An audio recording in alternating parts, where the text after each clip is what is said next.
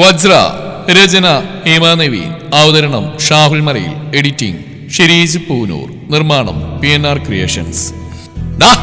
ആക്രോശിച്ചു കൊണ്ടുയർന്ന ശബ്ദം കേട്ട് ഇരുവരും ഞെട്ടി. 19 അടി മുന്നിൽ നിൽക്കുന്ന 3-4 നാട്ടുകാര് ഒത്തനടക്ക ക്ഷേത്ര കമ്മിറ്റി പ്രസിഡന്റും അലർച്ച കേട്ട് ഞെട്ടിയപ്പോൾ എബിയുടെ ഷർട്ടിൽ പിടിമുറുക്കിയ കൈയും അവന്റെ കയ്യിൽ അമർന്ന് അവിടെ മറുകയും വിറച്ചുകൊണ്ട് പൊടുന്നതിനെ പിൻവലിച്ച ജനിയെ കണ്ട് മുന്നിൽ നിൽക്കുന്നവരിൽ ഒരുത്തൻ കാർക്കിച്ച് തുപ്പി. ആൾ ഞെട്ടിപ്പോയി. എബിയുടെ കണ്ണിൽ കലി നുരഞ്ഞു വന്നി. ആ കാർക്കിച്ച് തുപ്പലിൽ പറയാതെ പറഞ്ഞ അട്ടസ്റ്റിയ സദാചാരമാണ്. എബി ആരീശം പിടിപ്പിച്ച ആ തിരിച്ചറിവാണ്. അതെ, കാമുകന്മാരുടെ പ്രണയലീലകൾ കൈയോടെ പൊക്കിയ ചാരിതാർത്ഥ്യമാണ് അവരുടെയൊക്കെ കണ്ണിലപ്പോൾ. ജനിയും അത് മനസ്സിലാക്കിയെന്ന പോലെ കണ്ണ് നിറഞ്ഞൊഴുകുന്നുണ്ടായിരുന്നു. എരിതിയിൽ നിന്ന് വറച്ചട്ടിയിലേക്കെന്ന പോലെ സാഹചര്യങ്ങളെ കടുത്ത അഗ്നിയിലേക്ക് തങ്ങൾ കൊണ്ടെത്തിച്ചിരിക്കുന്നുവെന്ന് നിസ്സായതയോടെ എബി തിരിച്ചറിഞ്ഞത് നാട്ടുകാർക്ക് പുറകിൽ ബൈക്കിൽ വന്നിറങ്ങിയ പ്രണവിനെയും വജ്രയെയും കണ്ടപ്പോഴാണ്. ദയനീയമായി വജ്രയെ നോക്കിയ നേരത്ത് ജനിയെ അവനെയും മാറി മാറി നോക്കി. എന്തേന്ന് ആവലാതിയോടെ പുരികം പൊക്കി ചോദിക്കുന്ന അവളെ കണ്ട് അവനും നെടിയൂർപ്പെട്ടു. ഇനി നടക്കാൻ പോകുന്ന വിചാരണ തന്നെക്കാളേറെ വേദനിപ്പിക്കുന്നത് അവളെയാണെന്ന് തിരിച്ചറിവ് ചെറുതല്ലാത്ത രീതിയിൽ നെഞ്ചിന്റെ താളമുലക്കുന്നുണ്ട്. ജനിയാണെങ്കിൽ ഭയന്ന് കണ്ണു നിറച്ച് നിൽക്കുകയാണ്. പ്രണവ് അവളെ ഒന്ന് സൂക്ഷിച്ചു നോക്കി. ശേഷം എബിയെയും കാര്യങ്ങളുടെ കിടപ്പുവശം അടുത്ത സെക്കൻഡിൽ ഉയർന്ന ചോദ്യത്തിലൂടെ അറിയാൻ കഴിഞ്ഞു. ഓ, കോളേജും പാർക്കും ബീച്ചും ലോഡ്ജൊന്നും പോരായിട്ടാണോടി നീയൊക്കെ പവിത്രമായ ഈ സ്ഥലം കൂടി നിന്റെയൊക്കെ പേക്കൂത്തിന് തെരഞ്ഞെടുത്ത്? ഞെട്ടിപ്പോയി വജ്ര. ജനി മുഖം പൊത്തി കരഞ്ഞുപോയിരുന്നു. പ്രതികരിക്കാനാവാത്ത വിധം മാനസികമായി തളർന്ന അവളെ എബിക്ക് മനസ്സിലാവും. പ്രണവിന്റെ മുഷ്ടിയൂരുണ്ട്. അവന്റെ എബിയുടെയും കണ്ണുകൾ കോർത്തു നിന്നു. കരിയോടെ പരസ്പരം നോക്കിയ ശേഷം ആ ചോദ്യം ചോദിച്ച കമ്മിറ്റി പ്രസിഡന്റ് നേർക്ക് ആ നോട്ടം പതിച്ചു വെച്ചു. അനാവശ്യം പറയരുത്. പരസ്പരം സംസാരിച്ചതിന് സദാചാര പോലീസ് ഷോ കാണിച്ചാ പേടിച്ചു വറച്ചു നിൽക്കുന്ന കരുതെങ്കിൽ തനിക്ക് തെറ്റി. ഇമാതിരി വൃത്തിയോട് വിളിച്ചു പറഞ്ഞ പ്രായം മറന്നുപോയി ഞാൻ. എബിയുടെ ഉയർന്ന ശബ്ദം കേട്ട് പ്രണവ് അവനെ അടിമുടിയെ നോക്കിയ ശേഷം മതിൽക്കെട്ടിനകത്ത് ശ്രീകോവിലിലേക്ക് കൂടി നോക്കി. മുന്നിൽ നിൽക്കുന്ന നാട്ടുകാർ ഞെട്ടിയ പോലെ നീയും ഞെട്ടിയോ ഭഗവാനെ എന്ന് ചോദിക്കും പോലെ. പെട്ടെന്ന് ഓർമ്മ വന്ന പോലെ വജ്ര സങ്കടപ്പെട്ട് നിൽക്കുകയാണോ, എബിയെ തെറ്റിദ്ധരിച്ചിട്ടുണ്ടോ എന്ന കോർത്ത് സംശയത്തോടെ ധൃതിയിൽ വജ്രയിലേക്ക് അവൻ കണ്ണു വായിച്ചു. എന്നാൽ പ്രസിഡന്റ് പച്ചക്കത്തിക്കാളെ കലിയാണ് അവന് കാണാൻ കഴിഞ്ഞത്. സന്ദർഭം മറന്ന് പ്രണവിന്റെ ചുണ്ടിലൊരു ചിരിമിന്നി. വജ്രയാണത്, എബിയുടെ വജ്ര. അവന് ഈ കാര്യത്തിൽ മാത്രം ഒരു നൂലിയ വ്യത്യാസത്തിൽ പോലും സംശയിക്കില്ല താൻ.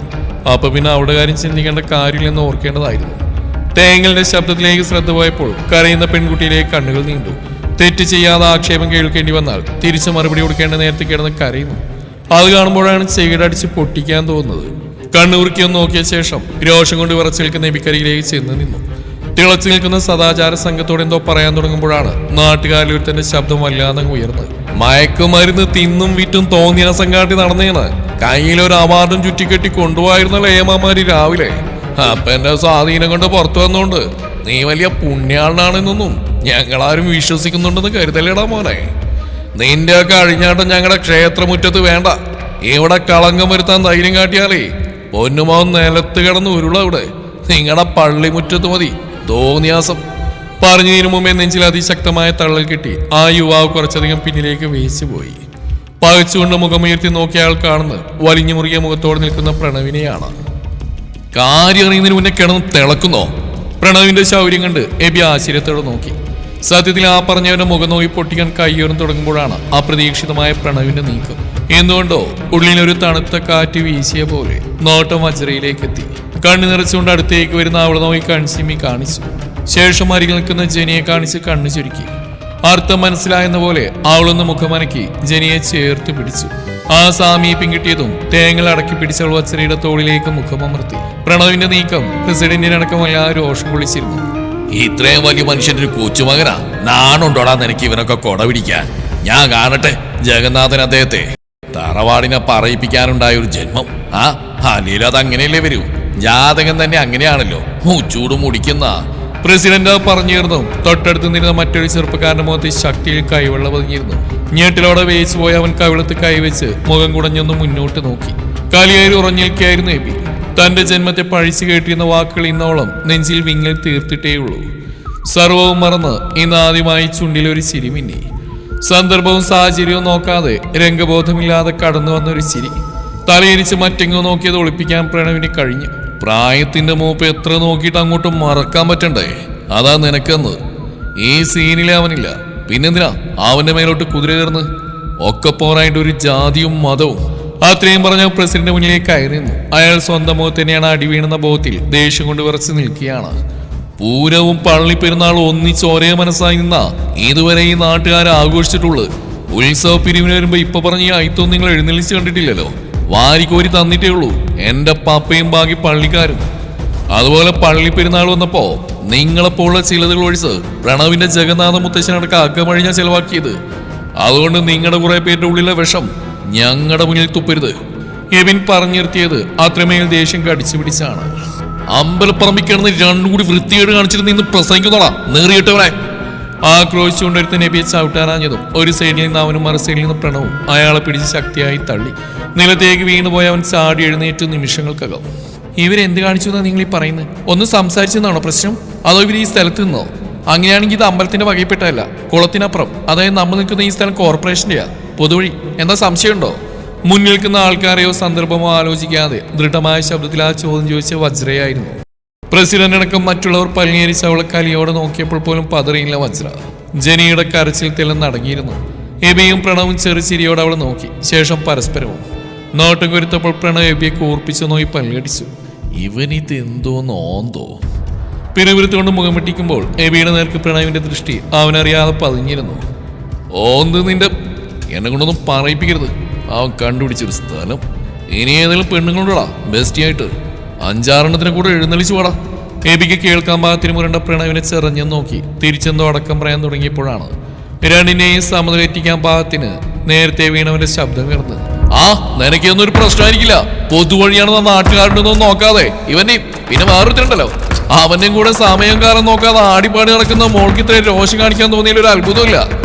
ആ വലിയ മനുഷ്യന്റെ കൊച്ചുമോളാണെന്ന് നോക്കാതെ ഒരു ഉളുപ്പില്ലാതെ കണ്ടമാറ്റയ്ക്കൊപ്പം പറഞ്ഞു തീർന്നതേ ഓർമ്മയുള്ളൂ. നെഞ്ചിന്റെ 2 സൈഡിലേക്കും ചവിട്ടേറ്റ് അവൻ കുറച്ച് പിന്നിലേക്ക് തെറിച്ചു വീണു. പ്രസിഡന്റ് ഉൾപ്പെടെ ചുറ്റും കൂടിയ 5-6 പേരും അക്ഷരാർത്ഥത്തിൽ ഞെട്ടി. എബിയും പ്രണവ് ഉയർത്തിയ കാൽ പിൻവലിച്ച് കലിതുള്ളി നിൽക്കുകയാണ്. ഇനി ഒരക്ഷരം നീ അവളെ കുറിച്ച് ദുഷിപ്പ് പറഞ്ഞ അരിഞ്ഞു കളഞ്ഞാനാ നാവ്.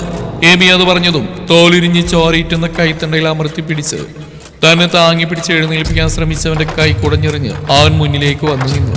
അവളെ പറയുമ്പോൾ നിനക്ക് പൊള്ളാൻ മാത്രം. നിന്റെ പെങ്ങളോ കെട്ടിയോളല്ലോ അവള്. ഞാൻ ഇനിയും പറയും ഇവളെ പോലെ. കാവളിൽ നോക്കി ആഞ്ഞടിക്കാൻ പ്രണവ് മുന്നോട്ട് വരും മുന്നേ എബി അവന്റെ കോളിൽ പിടിച്ച് മതിലേക്ക് അമർത്തി നിർത്തി. സാഹചര്യത്തിന് നിറമാറിയതുണ്ട്. വജ്രയും ജനി ഒരുപോലെ വിറച്ചു നിൽക്കുകയാണ്. എന്റെ പെണ്ണാണ് അവള്, ഈ എബിൻ മിന്നിട്ടാൻ പോകുന്ന പെണ്ണ്. അവളുടെ പേര് പോലും നീ പറയാനൊരുമട്ടാ മോനെ കോടൽ മാറിയാൻ പുറത്തെടുക്കും. കാളിൽ കുത്തിപ്പിടിച്ച് പരിസരം മറന്ന് ആക്രോശിച്ചു. വജ്ര അലർച്ചയായിരുന്നത്. ശബ്ദം തിരിച്ചറിഞ്ഞ് ഞെട്ടിലവിടെ വജ്രയും പ്രണവേബിയും തിരിഞ്ഞു നോക്കി. അഗ്നി പോലെ ആളിക്കത്തുന്ന ദേഷ്യത്തോടെ നിൽക്കുകയാണ് വജ്രയുടെ മുത്തശ്ശൻ. അമർഷത്തോടെ ദാസൻ ചിറ്റപ്പനും. തീർന്നു. അത്യധികം സമ്മർദ്ദത്തോടെ പ്രണവിന്റെ പതിഞ്ഞ ശബ്ദം പുറത്തു വന്ന് എബി കേട്ടിരുന്നു. നെഞ്ചിൽ ഇലത്താളം മുറുകി. യവനിപ്പോ വിളിച്ചു പറഞ്ഞൊക്കെ സത്യമാണോ?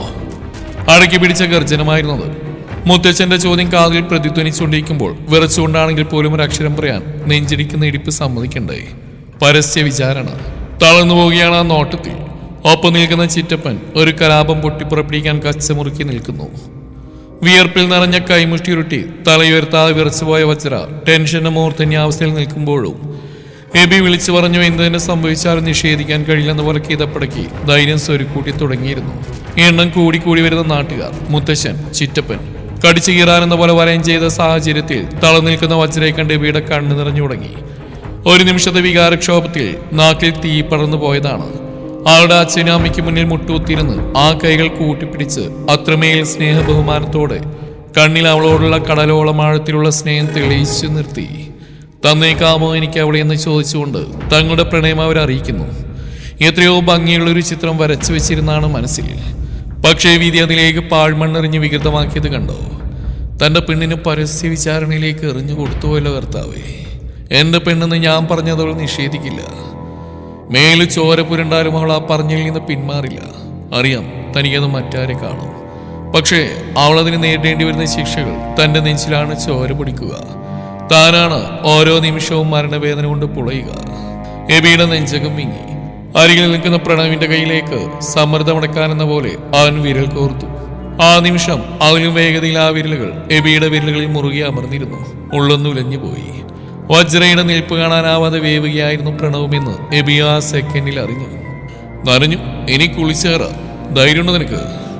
കൊടുവാളെടുക്കാൻ തയ്യാറായി നിൽക്കുന്ന പോലെ പല്ലിയരിച്ചമർത്തി വജ്രയുടെ മറുപടിക്കായി കാത്തിരിക്കുന്ന ദാസൻ ചിറ്റപ്പിൽ നിന്ന് കണ്ണെടുക്കാതെയാണ് സ്വരം ഘടിപ്പിച്ച് പ്രണവ ചോദ്യം ചോദിച്ച് എബി തലയിരിച്ചവനെ നോക്കി. തന്റെ മുഖത്തേക്ക് നോക്കാതെ കണ്ണുറുക്കി മുന്നോട്ട് നോക്കി അതേ നിൽപ്പാണ്. കോർത്ത് കൈമുറുക്കി എബിയും ചിറ്റപ്പനിലേക്ക് തറപ്പിച്ചൊന്ന് നോക്കി. അയാളുടെ കണ്ണുകൾ വജ്രയ്ക്ക് നേരെ വാളായി നിൽക്കുകയാണ്. എബിൻ മാത്യൂസിന് നീ ഇപ്പം 100% വിശ്വസിക്കുന്നു. എൻ്റെ കയ്യിൽ മുറുകുന്നതിൻ്റെ വിരലുകൾ പറയുന്നുണ്ടത്. പിന്നെ ഈ ചോദ്യത്തിൻ്റെ ആവശ്യമുണ്ടോ? എനിക്ക് അവളെ വേണം. അവസാന ശ്വാസത്തിൽ ഞാൻ അതേ പറയൂ. പ്രണവിന് മാത്രം കേൾക്കാൻ പാത്തിൽ വജ്രക്കരികിലേക്ക് വരുന്ന മുത്തശ്ശനെ ഉറ്റുനോക്കി ദൃഢമായ ഭാഗത്തിൽ പറഞ്ഞ എബിയെ പ്രണവ് പതിയെ മുഖം ചിരിച്ച് നോക്കി. അവന്റെ കണ്ണിൽ വജ്ര എന്ന ഒറ്റ നക്ഷത്രം തിളങ്ങി നിൽക്കുകയാണ്.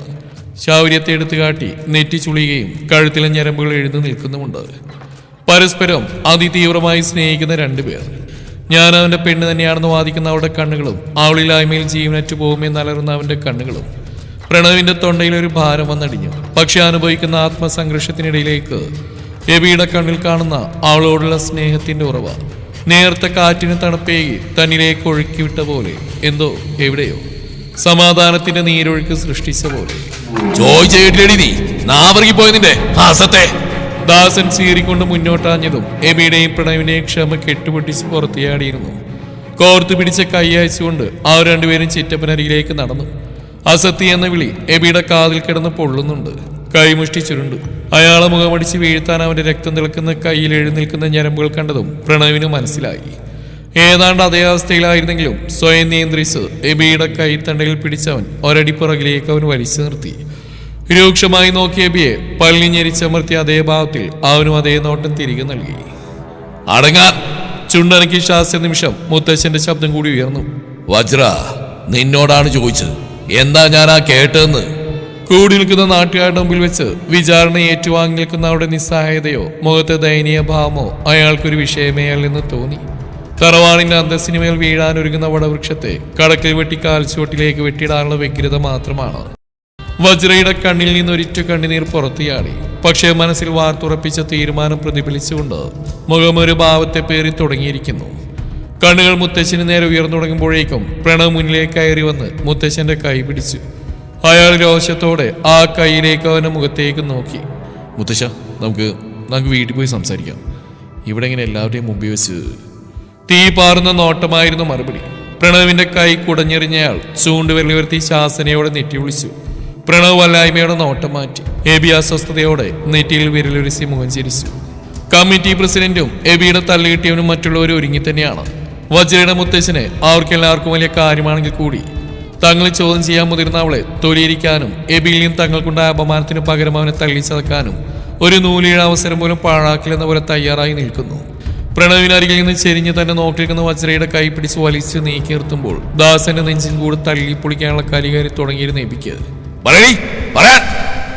ആക്രോശിച്ചുകൊണ്ടയാൾ അവളുടെ കൈത്തണ്ടയിൽ പിടിച്ച പിടി ശക്തിയിൽ കുടഞ്ഞപ്പോൾ വേച്ചു പിന്നിലേക്കാഞ്ഞ അവളെ പ്രണവ് എബിയും താങ്ങി നിർത്താനായി മുമ്പേ മുത്തശ്ശൻ ആ കൈ പിടിച്ചിരുന്നു. ചെങ്ങല കാലിട്ട് വലിച്ച പോലെ നിന്നുപോയി എബിയും പ്രണവും. ഉടലാകെ പൊതിയുന്ന വിറയിൽ നിയന്ത്രിക്കാൻ അവൾ സകല ധൈര്യവും സംഭരിച്ചു തുടങ്ങി. ഭയമകന്നു തുടങ്ങി. അല്ലെങ്കിൽ തന്നെ അതിന്റെ ആവശ്യമെന്താണ്? ചോദിച്ച ചോദ്യത്തിന് വ്യക്തമായ ഉത്തരമുണ്ട്. കള്ളം പറയില്ല താൻ. എനിക്കെന്റെ എബിയെ തള്ളി പറയാനാവില്ല. മുത്തശ്ശന്റെ പിടിമുറുകുന്നു. നോട്ടത്തിന്റെ തീവ്രതയേർന്നു മറിഞ്ഞ് ആളൊന്ന് ദീർഘശ്വാസം എടുത്തു. എബി പറഞ്ഞ സത്യം മുത്തശ്ശ, ഞാനും എബിയും പരസ്പരം പറഞ്ഞു പൂർത്തിയാക്കും മുമ്പേ കൗളത്ത് കിട്ടിയ ശക്തമായ അടിയിൽ സൈഡിലേക്ക് മുഖം ചിരിച്ചു വളഞ്ഞു നിന്നുപോയി. എബിയുടെ സർവ്വ നിയന്ത്രണവും മറ്റു ആരെയും നോക്കാതെ ഓടിച്ചവൻ തന്നിലേക്ക് ചേർത്ത് നിന്ന് കിതച്ചു. കണ്ണു നിറഞ്ഞുപോയി.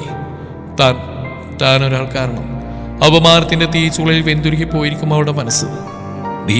കരച്ചിലടക്കി പിടിച്ച് ഇടർച്ചയോടെ വിളിക്കുമ്പോൾ അവളുടെ തേങ്ങൽ കേട്ട് അവന്റെ നെഞ്ചകം പൊള്ളി. പ്രണവിന്റെ കണ്ണു നിറഞ്ഞിരുന്നു. ഏത് പ്രതിസന്ധിയിലും അവൾ ചേർത്ത് പിടിച്ച താനാണ്.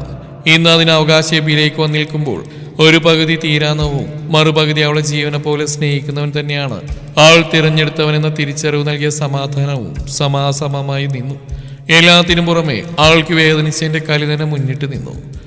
മുത്തച്ഛനെ ആ കലിയോടെ തന്നെയാണ് നോക്കിയത്. തുടരും ഈ കഥയുടെ ബാക്കി ഭാഗം നാളെ ഇതേ സമയം.